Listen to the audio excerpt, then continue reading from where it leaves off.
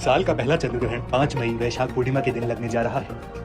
चंद्र ग्रहण की शुरुआत 5 मई 2023 को रात के 8:45 से होगी और ये रात के 1 बजे तक रहेगा।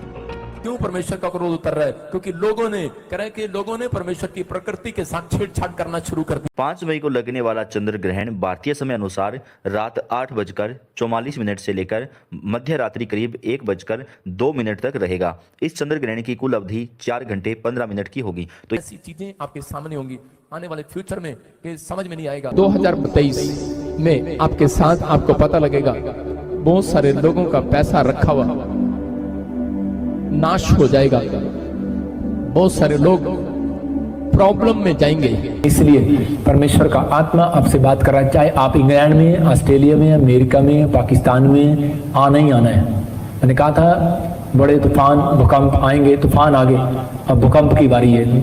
मैं टाइम नहीं देख रहा हूँ, लेकिन मैं देख रहा हूँ भूकंप आ रहे हैं और जबरदस्त आ रहे हैं। मैं ऐसे नहीं बोल रहा हूँ, जब मैं बोलता हूँ तभी आते हैं भूकंप। मुझे पता है यीशु मसीह ने पहले से लिखा हुआ आंधी तूफान भूकंप आएंगे, लेकिन प्रभु मुझे जब दिखाता है तो फिर आना स्टार्ट हो जाते हैं। लेकिन आपके बच्चे, आपके परिवार के लोग सुरक्षित रहेंगे यीशु मसीह के नाम में। अनदेखा ना करें, आप इस चीज़ को अनदेखा ना करें। ये एक ऐसा विषय है जो हमें अवेयरनेस की तरफ लेके आता है, वो हमारे परिवार के लिए, क्योंकि प्रभु ने अपने इकलौते पुत्र से प्रेम किया।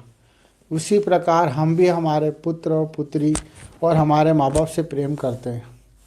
क्यों करते हैं? क्योंकि वो रीति उसने सिखाई है और हम उसके लिए कुछ भी करने को तैयार हो जाते हैं। उसी प्रकार परमेश्वर भी अपने एक पुत्र के वादे के लिए सब कुछ कर सकता है। आप जान के अनजान ना बने, आप अनदेखा करते हैं मेरे भाई बहनों।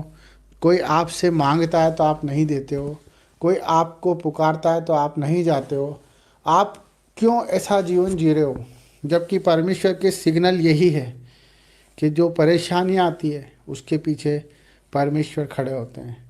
पर जो परेशानियों को देख के परमेश्वर को भूल जाता है, परमेश्वर भी उससे भूल जाता है। मेरे भाई बहनों, आज हम बहुत से भाई उन दुख उठा रहे हैं जो शरीर की पीड़ाओं में, पारिवारिक पीड़ाओं में, कर्जों में हैं, जो आज एहसान तले दबे हुए हैं, जो बोझ तले दबे हुए हैं, जो आज हिम्मत नहीं जुटा पा रहे, जो आज अपने परिवार को नहीं चला पा रहे। ये सब बातें प्रकृति के रूप में हमें सिग्नल देती है, जो परमेश्वर के वचन के द्वारा हमें, जिस तरह से एक पुलिस वाला आराधना करता है, जिस तरह से एक पार्लियामेंट के अंदर चीख चीख कर एक संविधान के लेकर, एक संविधान को लेकर, एक न्याय को लेकर परमेश्वर की जीविता का प्रमाण देता है। और इसी तरह परमेश्वर की प्रकृति भी उस चीज़ का प्रमाण देती है। जब नदी नाले सूख जाते हैं, जब आकाश काला हो जाता है और चंद्र ग्रहण होता है और सूर्य उदय होता है और पंछी आकाश में इधर से उधर होते हैं, जिन पे कोई बंधन नहीं है, जिन पे कोई बंधन नहीं है, वो कोई देश को नहीं जानते, वो कोई जात नहीं जानते, कोई समाज नहीं जानते, वो सिर्फ परमेश्वर की हमें सिग्नल देते हैं, वो परमेश्वर की क्रियाओं को हमें समझाते हैं। पर हम भूल जाते हैं कि हम इस सृष्टि में ईश्वर के भरोसे आए हैं। हम परमेश्वर के रूप में, उसके समानता के तरह हम इस सृष्टि में आए हैं।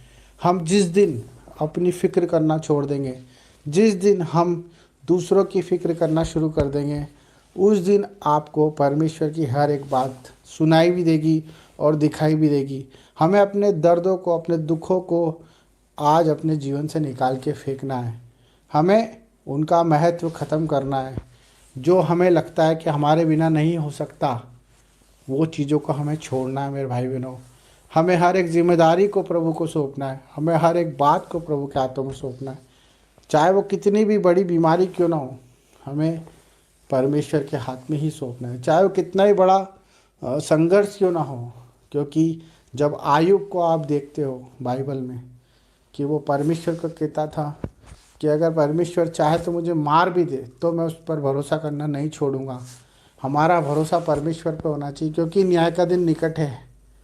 आपके न्याय का दिन निकट है, क्योंकि आपने जो करा है उसे आपको प्रभु के सामने रखना पड़ेगा। इसलिए मन फिराओ, पश्चाताप करो, प्रभु के करीब आओ, दुआएं करो, प्रार्थना करो।